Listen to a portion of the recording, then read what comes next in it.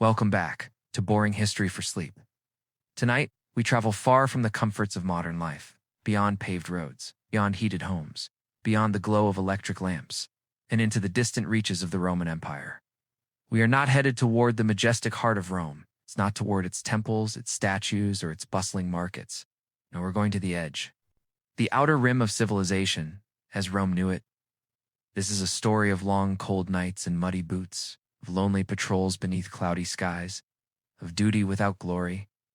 You will walk, not as a Caesar or senator, but as one of the many forgotten men in uniform, a Roman soldier posted to the frontier. You will taste the dust, feel the chill, and live the rhythm of a life that was both disciplined and uncertain. And along the way, we'll explore the rise of rebellion, the fragments of lost letters and the banquets that unfolded far away from the battlefield. Allow your imagination to drift softly into the past. Mist clings low to the ground, curling around the stone road like a creeping blanket.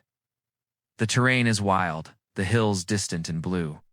The locals, though quiet now, are not friendly. There is always a whisper of unrest.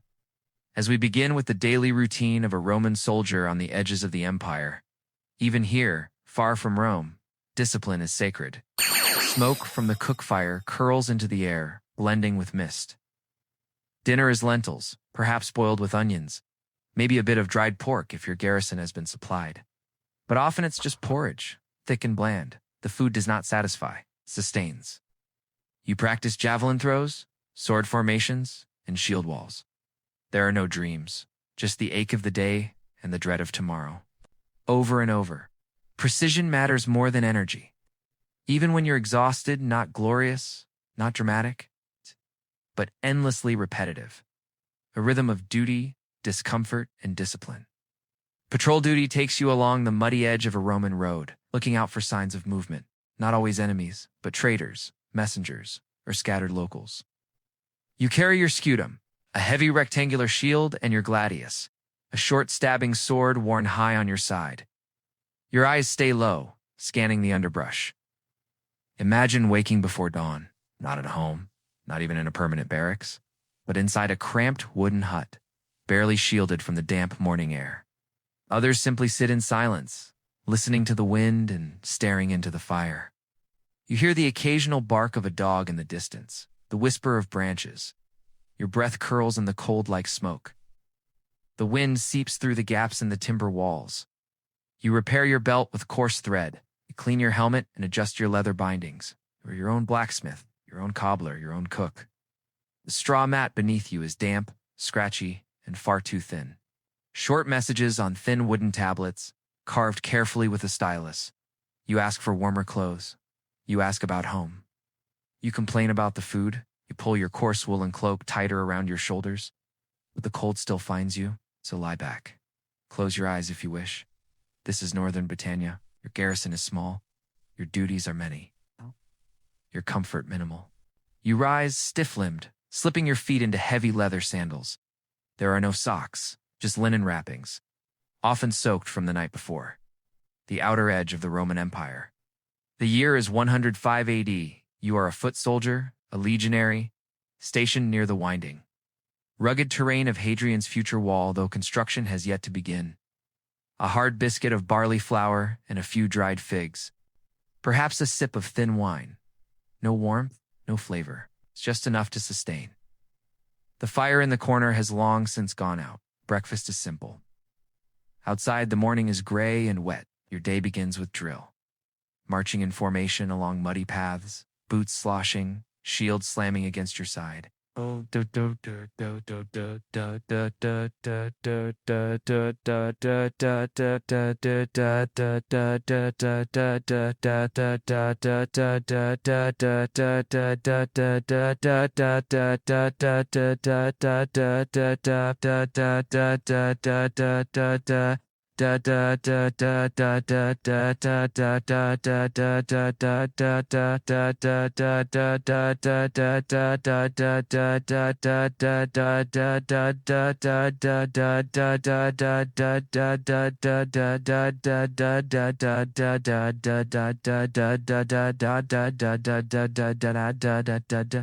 Ravens circle overhead.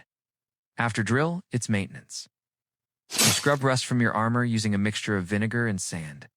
Sometimes your duties change. Evening falls slowly. The damp seeps into your bones. At night, you write letters. Or if you cannot write, you dictate. Some men gamble, some men socks. Night watch comes often. You take your turn on the ramparts. The darkness is deep, the air still. Sleep is light, often broken. You sleep with your sword close. This is your life. And in the quiet moments, as the fire crackles low, you wonder, does anyone in Rome even remember you're here? Let the cold winds soften now, and draw your mind gently from the barracks to the distant mists of memory, to a time not just of soldiers and drills, but of resistance. The years around 60 or 61 AD. Nearly half a century before Hadrian's Wall would begin to rise from the hills. The frontier is alive with unrest. And from the fog, a figure rises, tall, fierce, and driven not by conquest but by vengeance. You are still in Britannia, but now the tension is different. Her people have lived under a tense arrangement with Rome. Nominal allies, quietly watched, occasionally taxed. Her name is Boudica. She is queen of the Iceni, a Celtic tribe in eastern Britain. But when her husband, the king, dies, Rome moves to claim his lands. And in doing so, they go further. Too far. Roman officials storm the Iceni lands. Boudica is publicly humiliated. Her daughters is treated in ways history chooses not to describe directly. Her lands are seized. Her tribe broken. The Roman colony is quiet, comfortable. Roman veterans live here. The streets are paved, the baths are warm, and rapidly as other tribes take notice, the Trinovantes, the Cornavi, even distant clans feel the pull.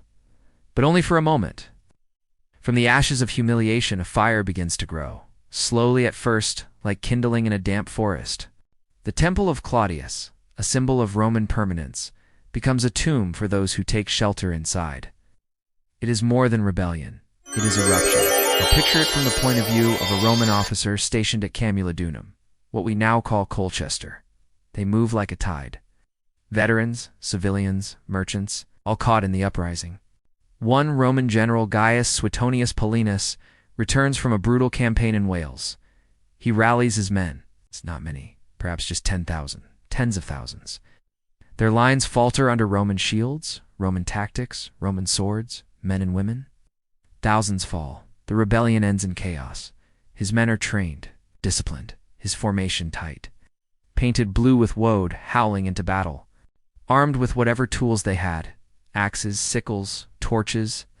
And then, without warning, Boudica's army arrived. There was no triumph, only rubble.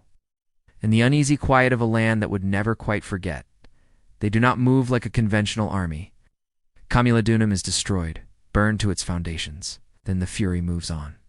Next is Londinium, a new settlement barely a generation old. Merchants and traders flee in all directions, but the legions are too far to defend it. Boudica arrives, Londinium burns. Again, the fire spreads. Verulamium, now St. Albans, follows. 3 cities in rapid succession, Roman losses climb into the tens of thousands. But eventually, the legions respond.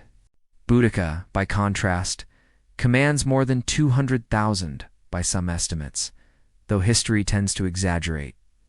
Still, vastly outnumbered, Suetonius chooses his ground carefully, a narrow gorge.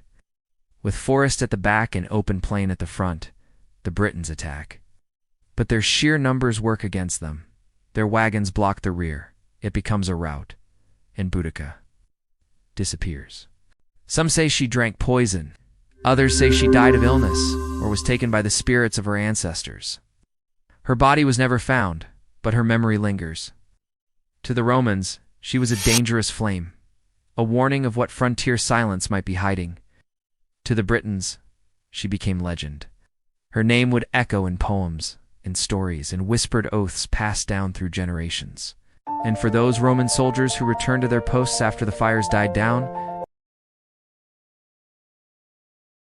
let the noise of rebellion fade now. Let the fires of revolt grow dim in your mind. And buried beneath the cold soil of a forgotten garrison, instead, Picture a quieter form of survival, one not carved in monuments or etched into history books, but softly scratched onto thin slats of wood. Today, only ruins remain, low stone outlines against the soft green of northern England, postcard-sized pieces of wood, flimsy, warped, and darkened with age. Dozens of them. But once it was alive, with duty, with boredom, and with letters. This is Vindolanda, a Roman fort nestled near what would later become Hadrian's Wall, in northern Britannia. Remote, wind-battered, surrounded by peat bogs and grazing fields. Not long ago, archaeologists working in the soft, wet earth uncovered something remarkable. Thin, tiny windows into the everyday heartbeat of frontier life. From soldier to soldier, wife to friend, commander to civilian. They were letters. Not official proclamations or orders from Caesar, but personal notes. Each tablet, a whisper from the past. Pairs of socks, 2 sandals, and 2 pairs of underpants. One reads simply, "I have sent you a list." Nothing more. Deeply human. Not strategic messages, but the rhythms of daily life. Food, clothing, friendship. Another tablet contains an invitation. From one woman to another, "I send you warm greetings." It's not only the cold and hunger, but the longing. They were discarded, buried in refuse piles, or forgotten in collapsed storage rooms. The monotony. The need to stay connected across miles of wet land and slow messengers. Because of the unique soil, low in oxygen, high in moisture, the wood endured. I invite you to my birthday celebration, my sister. Be well, my soul. A birthday party. At the edge of empire, the Latin is clumsy even for the time. The voices remain. In another, a commander complains about the state of supplies. They were neighborhoods, temporary homes, small communities full of names long forgotten, knowing that even in the harshest outposts of a vast empire, people still worried about missing a party. Still sent reminders for socks. Still reached out, hoping someone would write back. There is a shortage of beer. I beg you to send some more. Not war cries. The ink has faded. One particularly moving note is from a soldier requesting leave to visit his ill wife. She is gravely unwell, and I have asked to see her before the gods take her. Whether he received permission, we do not know. Through these fragments, we see the quieter burdens of frontier life. Most of these letters were never meant to be preserved, and yet, now, preserved in glass cases and quiet museums, these tablets allow us to hear voices that history would have otherwise silenced. A soldier's wife, requesting warmer clothes.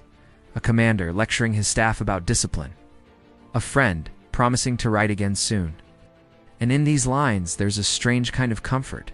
It reminds us that the edges of empires were not just battlegrounds or political chessboards, and through their simple wooden words, we find them again, quietly, gently, still speaking. Far from the howling winds of Britannia, beyond the narrow huts of Vindolanda and the silent fields where Boudica once rode, lies the city of Rome. And in vast stone villas overlooking the Tiber River, Rome's elite gather to feast. Here, the air is thick with scent, rosemary, olive oil, honeyed wine, and roasting game. The marble gleams under torchlight. It's dusk. The courtyard glows with the soft flicker of oil lamps. A small fountain bubbles gently in the center. Slaves move quietly about, adjusting cushions, laying out silver dishes, wiping sweat from their brows. Not merely to eat, but to perform. Imagine entering the atrium of a senator's home in the late 1st century AD. Laughter echoes softly off polished columns. Guests arrive dressed in fine tunics, embroidered stolas, and sandals studded with bronze. Their faces are powdered, their hands perfumed. This is not a simple meal. It is a banquet, a convivium. A poet recites a verse. Philosopher poses a gentle question. Guests compete to display their wit, their knowledge, their subtle criticism of rivals not present. The feast takes place not at tables, but on couches. Guests reclining on their sides, propped on cushions, as they sip mulsum, wine sweetened with honey, from delicate glass cups. Some leave in litters, carried through quiet city streets under the stars. Deals were made over figs. Alliances whispered between bites. Entire careers born between the roast goose and the wine-soaked apples. Delicacies were tossed aside untouched, replaced by something more exotic. The frontier, cold, repetitive, hungry. The capital, warm, indulgent, extravagant. Boiled eggs with fish sauce. Olives from Hispania. Each dish announced, praised, passed, and consumed slowly. Silver spoons clink. Quiet compliments are shared. The musician plucks a lyre in the background. Little pastries filled with herbs and cheese. Everything seasoned with garum, a fermented fish sauce, treasured more than gold in Roman kitchens. A civilization immense enough to contain both extremes. Within the same breath, the first course is light. The conversation is polite, measured, but then the main courses arrive. Not all at once, but in a slow, deliberate cascade. Roast peacock with dates, stuffed dormice, a delicacy carefully prepared. Flamingo tongue praised for its rare flavor. Honey-glazed ham, eel baked in saffron, slaves serve silently. The banquet progresses, the conversation becomes looser. The wine flows more freely. Jokes are made, some sharp, others poetic. Then comes dessert, candied fruits, baked pears and wine, sesame honey cakes. And finally, after hours of reclining, sipping, and boasting, the guests are gently escorted to the bath chamber or to private rooms. The senators who hosted these banquets held power not just in the Senate chambers, but in these halls of indulgence. And while the soldiers on the frontier rationed lentils and scraped mold from cheese, here, the contrast was vast. Yet both belonged to the same empire, both wore the same eagle insignia. Both answered, in the end, to Rome. And it is this contrast, this division between luxury and labor, between marble and mud, that reveals the true complexity of Roman life. And now, the oil lamps dim, the banquet fades, and the echoes of the empire grow still. From the frostbitten edges of Britannia to the glittering halls of Rome, we've followed the quiet rhythm of Roman life. Not in its glory, but in its gravity. Not through its conquests, but through its contradictions. You've marched through the damp mists of the frontier, wrapped in a woolen cloak, listening to the crunch of gravel beneath your boots. You've stood watch beneath a slate-gray sky, feeling the weight of a shield on your shoulder, the silence of distance pressing in, from within a queen's broken heart. A rebellion born not of ambition, but of grief. You've heard the cry of rebellion, not from the battlefield. It's feeling the soft pillows of privilege beneath your elbow, the warmth of wine in your hand, and the sweet silence of a world built far away from war. Sometimes it breathes softly in routine. In hunger, in waiting, in writing home, soft fragments of longing, tethering lives across miles of wet land and stone walls. You've read the forgotten words of soldiers, humble, human, and haunting, scratched onto slivers of wood. But above all, it was lived, quietly, daily, by people not so different from you. And finally, you reclined in comfort among senators and sages, as the gentle hum of modern life cradles you instead of the silence of the watchtower. History is not always made in the clash of swords or the stroke of law. The Roman Empire was many things, brutal and beautiful, distant and intimate.